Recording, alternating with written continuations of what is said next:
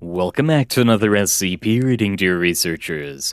Today we're going to be reading SCP-4820, The Custom of the Sea. Now without further ado, item number, SCP-4820, Level 2 Restricted, Containment Class, Euclid, Disruption Class, VLAM, Risk Class, Caution. Special Containment Procedures. SCP-4820 is to be kept in a standard humanoid containment module at previously Site-17, now Armed Biocontainment Area 14. And a footnote here. Relocated by request of ABCA 14 Director Thomas McLean, due to its usefulness in medical research and treatment. Up to 5 liters of blood may be withdrawn from SCP-4820 in any given 24-hour period. Withdrawal of larger amounts or the harvesting of SCP-4820's organs must be approved by at least one Level 4 personnel. Previously was written, SCP-4820 need not be supplied with food, and refuses any offered to it.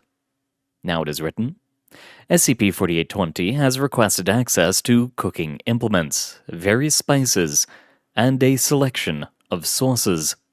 These requests have been granted on a probationary basis and may be revoked as a disciplinary measure if the need arises.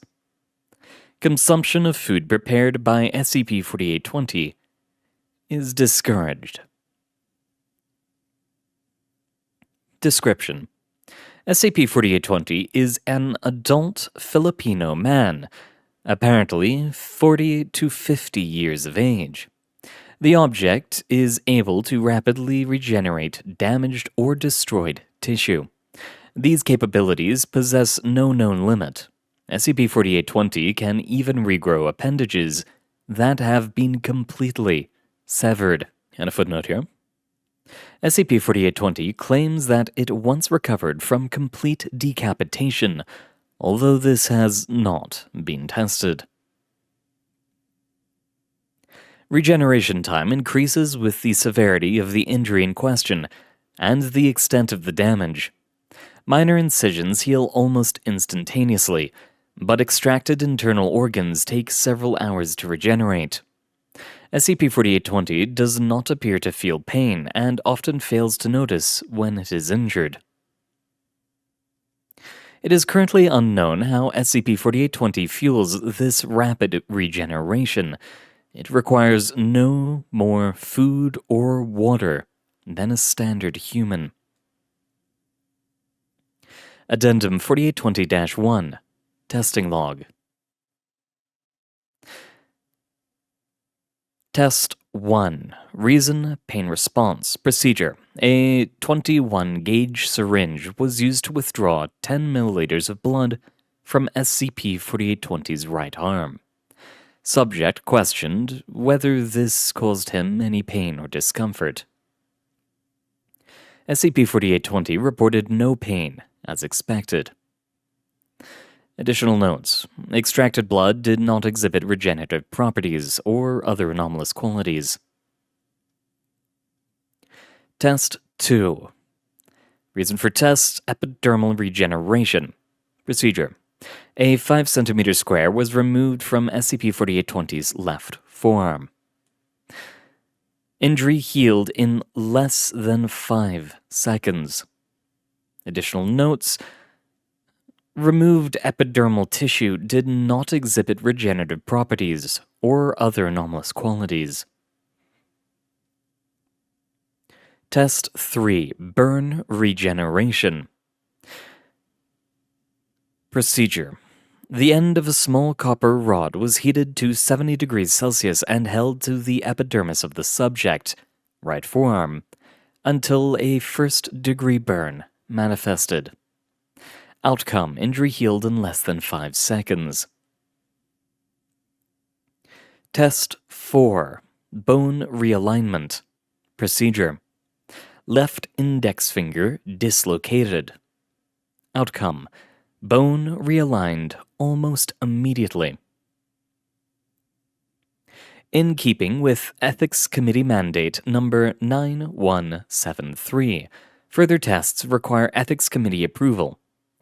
Researcher Lee Roy Carlson submitted proposals for 8 additional tests, 6 of which were approved.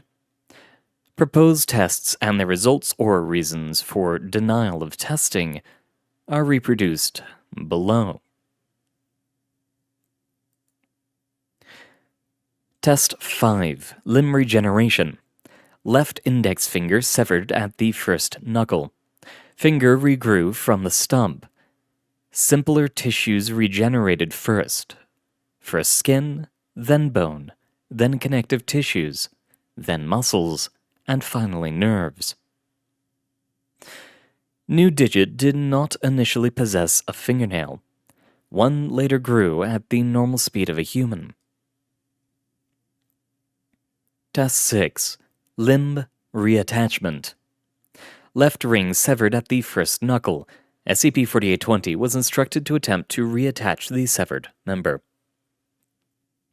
SCP-4820 attempted to reattach the severed finger by holding it to the stump. Reattachment did not occur. New tissue had already begun developing and would not reassimilate the severed finger. Regenerated finger lacked a fingernail, as expected. Test 7. Surgical limb reattachment. Left pinky finger severed, then sewn back on. Finger did not reattach. New tissue developed behind the sewn-on digit, forcibly tearing the old digit from the stitches as it grew. Regenerated finger lacked a fingernail, as expected. Test 8. Blood regeneration. Extraction of blood via a standard IV apparatus until early symptoms of low blood pressure or blood loss. The extracted blood is then to be reinserted. SCP-4820 exhibited no symptoms of blood loss.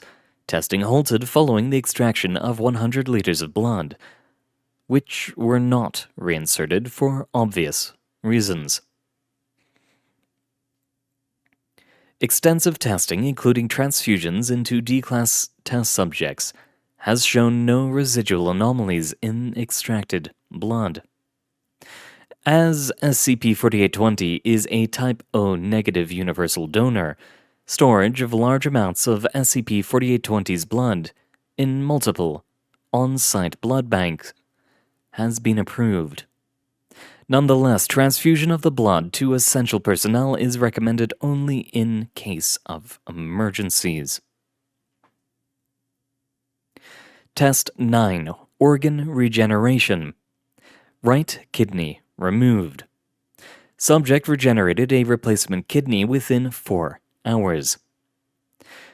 The removed kidney was successfully transplanted into D11424, whose kidney was previously lost during exploration of SCP-3379. Extensive testing showed no residual anomalies in D11424. Usage of SCP-4820 as an emergency organ donor has been approved. Test 10. Receptivity to organ transplant. Left kidney removed, then replaced with a compatible kidney from a D-class test subject. Experiment was denied. Proposed test poses too great a risk of unanticipated response to organic foreign bodies. Test 11. Response to inorganic foreign bodies. Stainless steel nail, 0.5 centimeters in diameter, driven through palm of left hand. Wound did not heal until the nail was removed. SCP-4820 was distressed by this result. Test 12. Response to critical injuries.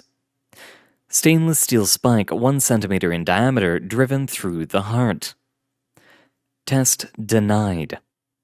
Proposed test poses too great a risk of death, permanent brain damage, or other unnecessary suffering to SCP-4820.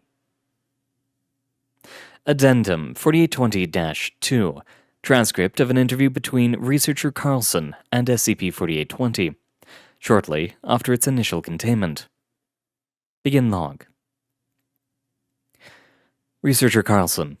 Good afternoon, SCP-4820. SCP. Is that what you are going to call me now? Yep. It's just the protocol, nothing personal. Guess I'm not getting out of here anytime soon, am I? I'm afraid not. Oh well. At least this place has people to talk to. Not like that blasted pebble of an island. It was certainly a hostile environment, but you still survived on it for almost 12 years. Care to explain how? Well, at first I prayed for escape, like any right-minded shipwreck survivor would. That was all I really wanted at first. I knew how to distill water, and there was a little cave where I could get out of the sun. What changed? I got hungry. Escape got a whole lot less important after that. So, what did you do? I would have tried to catch some fish or something. But all I had to work with was a knife, some rocks, and one set of clothes. I thought about taking my chances in the water, but decided I'd still be better off starving in a cave than trying to swim all the way back home in open water. So I crawled down to the very back of that little cave, where it was nice and dark and cool, and prayed for something to eat. And that's when you developed your anomalous properties? Yes. I passed out back there because I was exhausted, and then when I woke up, I noticed all my cuts and bruises were gone.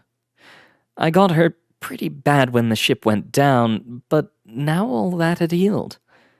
And it wasn't just those. All my scars were gone too. Even my calluses had disappeared. What did you do when you realized this? I thought I was having a sunstroke.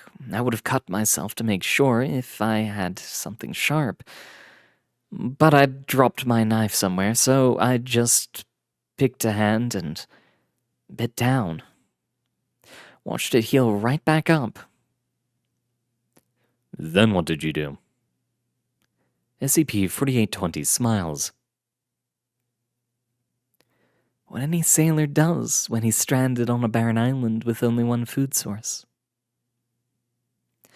End log. Addendum 4820-3. List of materials recovered from with SCP-4820. 1 metal survival knife, rusted and dulled to the point of uselessness. 2 knives carved from a human tibia. 2 shirts and 2 pairs of pants consisting of human skin sewn together with sinew and hair. 1 needle carved from an unidentified human bone. 1 set of chess pieces. The white side is carved from various finger bones. The black side is carved from toes. A crude shelter constructed of human skin, and a single large piece of driftwood. Approximately 4,000 identical human teeth, piled neatly outside a cave entrance. Addendum 4820-4, transcript of a second interview conducted with SCP-4820, the day following its recovery. Begin log. Good morning, SCP-4820. Hello, Doctor. What's new? I'm here to ask you some questions about the time you spent on the island. Sure.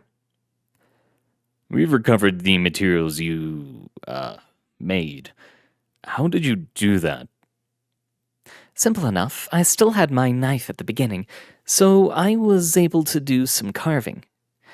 First, I made a new one out of bone, because metal doesn't typically last long around all that salt water. Right. Then I made a net, because I was hoping to add some variety to my diet. We didn't find a net on the island. Of course not. Once I finally made one that would hold together, it didn't do me any good. I hadn't noticed until then, but all the animals avoided the island like the plague. The birds wouldn't even fly over it. Why not? Best I can figure, they could feel there was something wrong, something off. I felt it too, sometimes. Maybe it was whatever sick genie gave me this gift, whatever lived in that cave. There was an entity in that cave? Maybe not an entity, but a presence, at least. Something very old, something very different from you and me. Spooked me if I thought about it too much, but it saved my life that night, so I don't complain. Still didn't sleep in the cave after that, though. But you did leave a pile of teeth outside it. Had to keep track of the days somehow, right? I've already had really loose teeth. Must be genetic or something. Or I wouldn't anymore. And a footnote here. Testing has not identified any genetic abnormalities that would explain SCP-4820's loose teeth. So, in the absence of any real writing implements, I decided I'd use them to keep track of the days. I ripped one out every day at dawn. But why did you decide to pile them outside the cave? SCP-4820 appears confused. Not really sure. Guess I figured a little offering couldn't hurt. SCP-4820 chuckles nervously. End log. Addendum 4820-5 Exploration of Island and Cave. The unnamed island has a land area of slightly less than 1 square kilometer at low tide, and only a few hundred square meters at high tide. It is not inhabited by any animals or edible plants. Its only notable terrain feature is an irregular cave entrance approximately 1 meter high and 1.5 meters wide, located near the highest point of the terrain and opening to the south. The entrance allows passage into an elliptical cave, roughly 2 meters wide at its widest point, 2.3 meters high at its highest, and 3 meters deep. Thorough inspection of the cave revealed no anomalous qualities, although personnel did report a funny feeling. Addendum 4820-6 Portion of the third interview with SCP-4820, conducted 2 weeks after initial containment. Begin log. Hello again, SCP-4820. Hey Doc, say, do you guys have any tomato sauce? I can file a request for some if you like. Please, I taste better with seasoning. Yes, well, that's actually why I'm here. To discuss your refusal to accept rations. What about it? Well, we expected that you'd be eager to, inject some more variety into your diet. That's what the sauce is for. But why do you still insist on consuming your, self? Doctor, have you ever spent 12 years completely alone? Don't answer that, I know you haven't. When a man's alone for that long, he has to latch on to something, an anchor, if you will, so he doesn't go completely nuts. Some men write books, some play chess. Me, I had this. SCP-4820 breaks its right index finger, then watches as it heals. Infinite healing. Not immortality, though. I still had to eat. My flesh always grew back, but if I didn't eat, I would starve. So I ate the only food I had, myself. How many times did I consume myself, recycle the nutrients back into more flesh before eating it again? It was a cycle. A perfect cycle, even. I had become the entire food chain. I had become everything. So that's what I latched onto. That circle. It became holy to me, sacred. And that hasn't changed just because I'm off the island. I think I experienced God out there, in a way. How it felt to be God, eternally eating and being eaten, the beginning and the end of everything. And it was a good feeling. End log. And that's where we'll end it here for today, dear researchers. And I'll note that this is actually connected to the Wonders Library reading for this week. Survivor. And I've confirmed that, not only because there's actually a link in the SCP article to that, which I did not know before, but I've also talked to Cathar Durastrix, who gave me a heads up about this when I asked him if it was connected to the Drooling Path. Though he did say that this entity was, I believe, older and darker than the entity from Drooling Path, so there's more there, and he refuses to tell us. Thank you very much for coming. Good luck out there. Hope to see you all next time.